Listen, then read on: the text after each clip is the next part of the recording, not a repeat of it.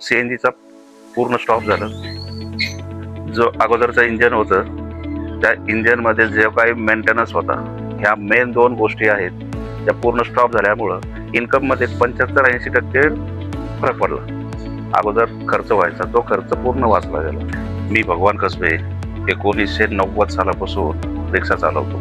रिक्षा चालवत असताना अगोदर पेट्रोलच्या गाड्या होत्या, नंतर सीएनजी आले, तर त्या जुन्या गाड्या आहेत त्याही कन्वर्ट करून मिळतात, म्हणून मी माझी स्वतःची गाडी इलेक्ट्रिक कन्वर्ट केलेली आहे. इलेक्ट्रिकमध्ये कन्वर्ट करायचं कारण म्हणजे गाडी पूर्ण 17 वर्षाची झाली होती.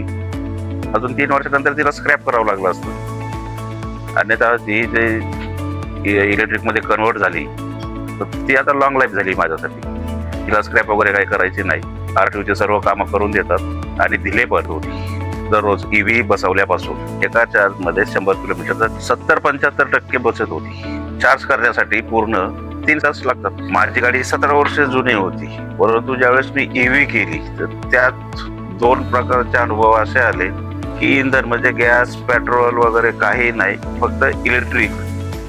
जो काही इंजिनचा मेंटेनन्स होता तो पूर्ण बंद झालं आणि जो काही पिकअप वगैरे आहे तो भरपूर वाढला गेला गाडीचा.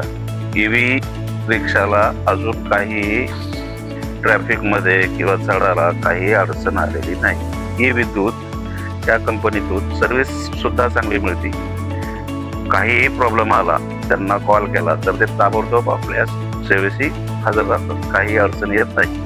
ज्यांच्या जुन्या गाड्या आहेत त्यांनी तर करायला काही अडचण नाही, कारण त्यांच्या गाडीचं लाईफ वाढतं, त्यांचा इन्कम वाढत आणि जी नवीन गाडी आपण घेतोय तर त्यात आपले जास्त पैसे जाणार नाही. ज्यावेळेस मी रिक्षा बनवायला दिली होती तर त्यावेळेस माझी 4 ते 5 महिने पासिंग सुद्धा गाडी नव्हती, परंतु ज्यावेळेस यांना मी गाडी दिली तर त्यांनी अगोदर पूर्ण आरटीओची परमिशन घेऊनच त्याला इलेक्ट्रिक केली. त्याच्यानंतर आरटीओ कडून गाडी पासिंग आरसी रजिस्ट्रेशन हे सर्व मला डॉक्युमेंट्स क्लिअर मिळाले.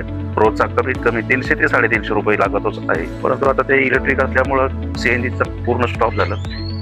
ईव्ही गाडी मी कन्वर्ट केली त्यावेळेस त्यांनी 3 वर्षाची वॉरंटी गॅरंटी हे सर्व त्यांनी अगोदर सांगूनच काम केलेलं आहे. जो अगोदरचं इंजन होतं त्या इंजनमध्ये जे काही मेंटेनन्स होता तो मेंटेनन्स पूर्ण स्टॉप झाला. अगोदर खर्च व्हायचा तो खर्च पूर्ण वाचला गेला. ह्या ईव्हीमुळं खूप फायदा झाला. गाडी स्क्रॅप होणार होती ती वाचली, इन्कम वाचला. त्याचे मी आभार मानेन आणि त्यांना मी धन्यवाद देईन.